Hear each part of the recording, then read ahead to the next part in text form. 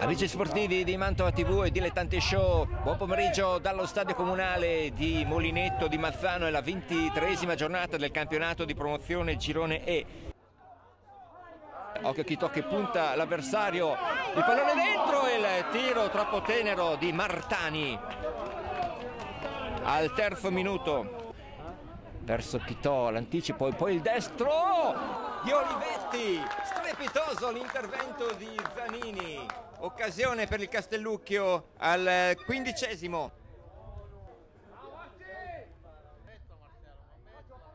Olivetti, ancora lui dentro l'area. Olivetti finisce il calcio di rigore. No, non è rigore, ha lasciato proseguire il direttore di gara.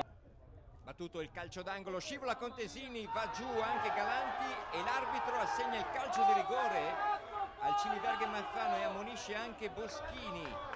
Episodio chiave al 19esimo del secondo tempo, è andato giù Galanti. La rincorsa di Tagliani, spiazzato Contesini, 1-0 per il Ciliverghe. Scodella il pallone dentro, Beschi, arriva Vincenzi e fa il gol del pareggio, il pareggio del Castellucchio, il pareggio del Castellucchio al 42esimo, il pari di Mattia Vincenzi 1-1, il pareggio di Vincenzi è sbucato alle spalle di tutti.